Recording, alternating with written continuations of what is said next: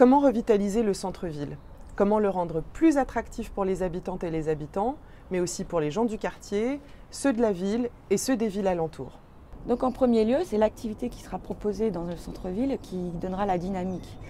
Il faut travailler sur le cadre, il faut le mettre en cohérence, il faut regarder l'environnement, les ressources, la façon dont les habitants ont l'usage du quartier et à partir de ce moment-là, retravailler les espaces et réintroduire une activité.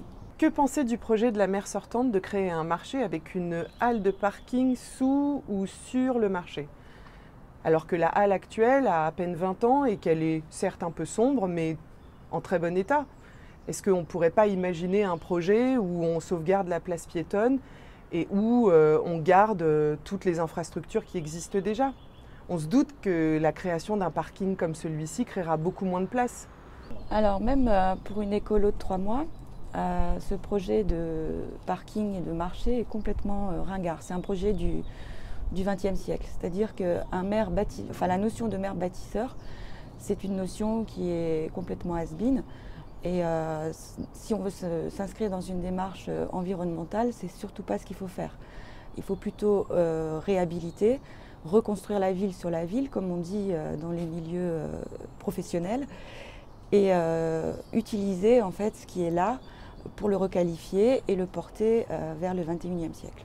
Dans cette idée de requalifier, ce serait quand même plus cohérent de conserver la poste et la sécurité sociale, plutôt que de construire un nouveau marché à la place, d'autant que ce sont deux espaces qu'on pourrait dédier au service public et qui de fait faciliteraient la vie des riverains. Par exemple, le bâtiment de la Poste, c'est un bâtiment qui fait partie du patrimoine. Il a écrit l'histoire de Taverny, il faut absolument le conserver, non seulement comme bâtiment, mais aussi parce que la Poste qui est installée, il faut lutter pour la conserver. Autre exemple, l'ancien bâtiment de la sécurité sociale, on pourrait imaginer le transformer en maison des associations, maison des habitants, y introduire d'autres services publics, par exemple l'aide au numérique pour les habitants. En installant des activités diverses, il y a un effet de levier, c'est-à-dire qu'on va pouvoir redynamiser aussi le commerce local, puisque en fait le centre sera fréquenté, on pourra organiser en fait des circulations douces pour favoriser les déambulations. On peut aussi imaginer qu'on ait des cafés, des restaurants qui soient plus actifs et on pourrait aussi introduire la monnaie locale du coup pour rendre tout ça encore plus efficace. En voyant plus loin dans la rue de Paris, on pourrait imaginer une crèche dans une maison qui appartient à la commune place de Vaucelles et le centre du planning familial installé sur le site du CCAS. Si le quartier du centre-ville est plus fréquenté, il y aura plus de circulation, donc moins de place pour se garer.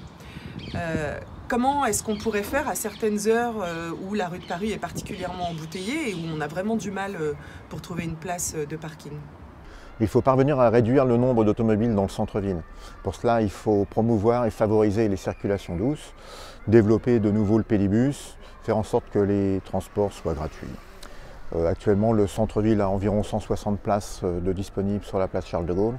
Il faudra les remanier de façon à avoir des déambulations plus agréables pour les piétons.